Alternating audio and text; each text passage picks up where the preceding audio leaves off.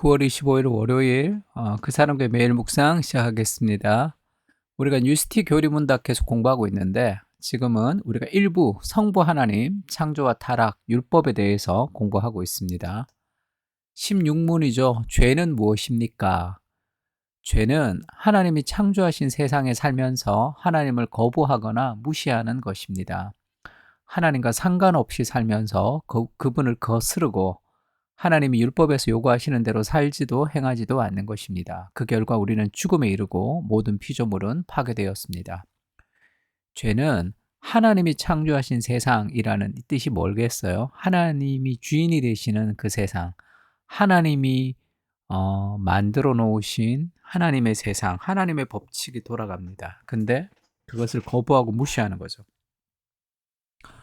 그러면 이 중력의 법칙을 무시할 때 우리가 내가 아무리 기분 좋다고 해도 중력의 법칙을 무시하면 떨어져서 다치게 되죠.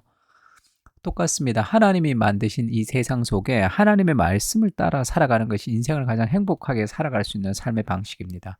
근데 그렇지 않을 때 우리는 죽음에 이르게 되는 거죠. 그 하나님을 거부했던 삶이 그 결과가 지금 우리 안에도 지금 남아 있습니다. 그래서 죄라는 것은 하나님을 거부하는, 하나님 말씀 무시하는 거죠. 내 생각이 더 옳다고 생각하며 살아가는. 그래서 요한 1서 3장 4절은 죄를 짓는 자마다 불법을 행하나니 죄는 불법이다. 불법이 뭐예요? 법을 지키지 않는 거죠. 율법을 지키지 않는 것. 하나님의 말씀의 기준에 우리의 삶을 들이지 않는 것을 죄라고 얘기합니다. 죄는 하나님이 우리에게 요구하시는 것을 행하지 않으며 그분이 우리에게 명하신 대로 살지 않는 것이다. 그러니까 내 마음대로 살아가는 거죠. 삶의 방향이. 그래서 죄는 우리의 삶의 방향을 이렇게 전진시키지 못합니다. 죄는 하나님과 상관없이 사는 것이다. 중력의 법칙을 무시하면 문제가 생기듯이 하나님의 율법을 무시할 때 결국 잘못된 열매를 맺게 된다. 사람들은 자유롭다, 이렇게 율법을 지키는 것을 굉장히 속박당한다고 생각하고 자기 마음대로 원하는 대로 살아가는 것을 자유롭다고 생각합니다. 그러나 성경은 그렇게 얘기하지 않아요. 죄를 짓는 자마다 죄의 종이다, 이렇게 얘기합니다.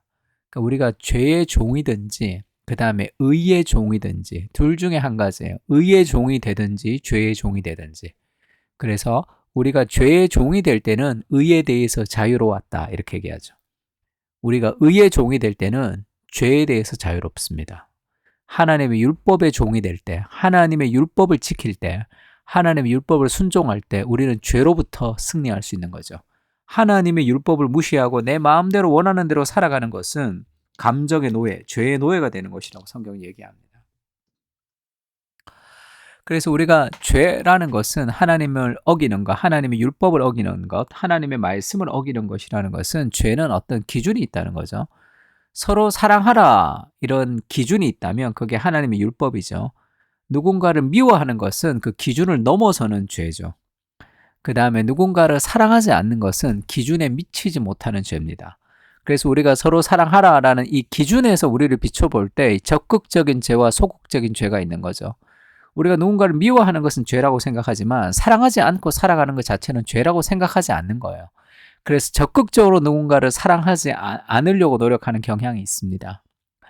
그러나 우리가 예수님이 우리에게 말씀하실 때 인생에 두 가지 목표가 있는데, 하나는 하나님을 사랑하고 내 이웃을 내 몸같이 사랑하는 것. 그러니까 이웃을 사랑하지 않는 것은 삶에서 하나님의 목적을 이루어 드리지 않는 거죠. 그래서 그 기준 앞에, 말씀의 기준 앞에 그 말씀대로 순종하는 것이 필요합니다. 그것이 인생을 가장 행복하게 살아가는 삶의 비결이라고 할 수 있죠.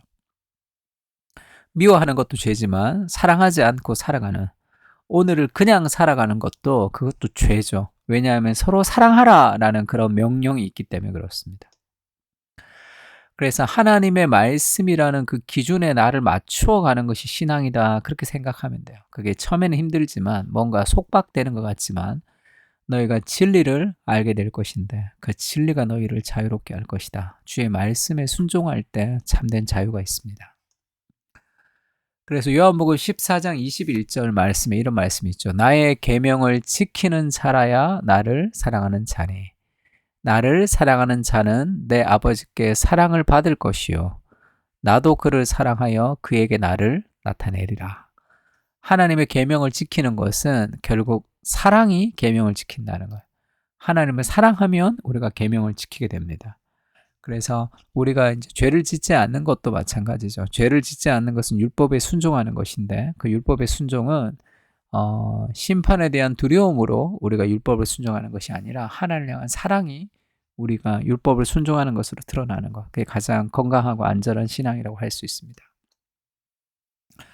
자, 죄는 무엇입니까? 우리 복습할까요? 죄는 하나님이 창조하신 세상에 살면서 하나님을 거부하고 무시하는 것입니다.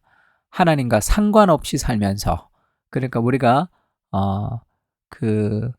하나님과 상관없는 그냥 오늘 하루 그냥 죄 짓지 않고 살아가는 삶 자체가 뭔가 문제가 없는 보통의 삶이 아닌 거죠.